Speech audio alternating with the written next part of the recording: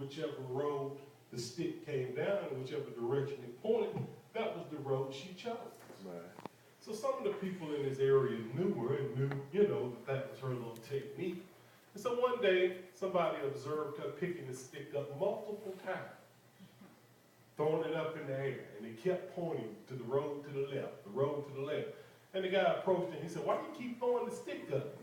She said, "Because the stick keeps pointing me to the left, but the road to the right looks so much smoother."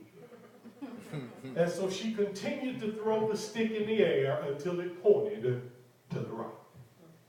And then she went about her way, confident that she had chose the right direction. So oftentimes God is pointing us to the left, to the left, to the left.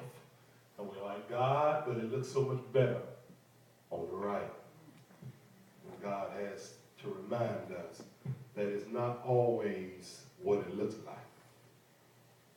Quick to listen.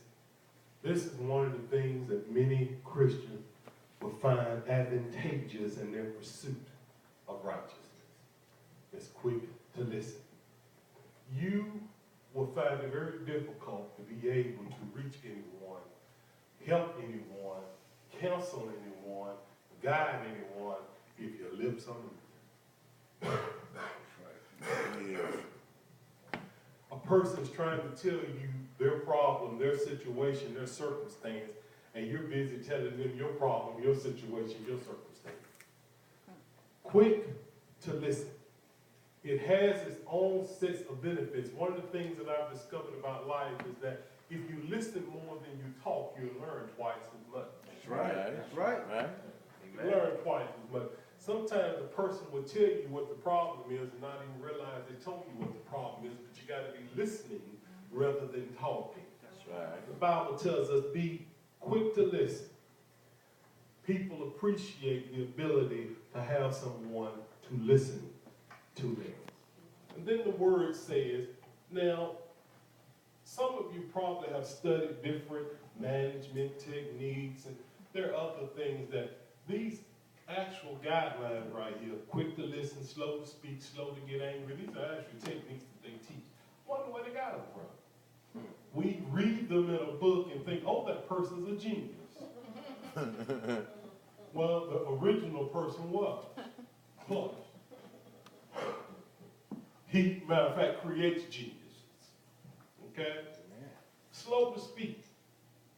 The benefit of being slow to speak is it allows you the ability to think about what you're going to say. That's right. The one thing about words and actions is once those words leave your mouth, you can't take them back. Right. You can't take them back. And words have the ability to be able to impact and bring changes. Words have caused wars as wars have brought peace. It's words that we use to negotiate for settlements. It's words that we use to declare war. It's words that we use to declare a peace settlement. The power of words. Be slow to speak and conscious about what it is that we're talking about. My grandfather used to say all the time, we'd be outside, we'd be talking, we'd be sitting out on the porch, me and my cousins and stuff, we'd be out there and just yik-yak, just talking about stuff that didn't even make sense. But see, we didn't realize that it didn't make sense because we was young and dumb. And Granddad would sit there and he'd listen for a while, and after occasion he'd just lean over there and say, y'all just shut up. Y'all just doing a whole bunch of talking about nothing. Just talking about nothing. Just filling the air with a bunch of nonsense. Just be quiet. And he'd make us sit there on that porch sometimes for an hour, just being quiet. And it was just about to drive us crazy because we so needed to talk about nothing.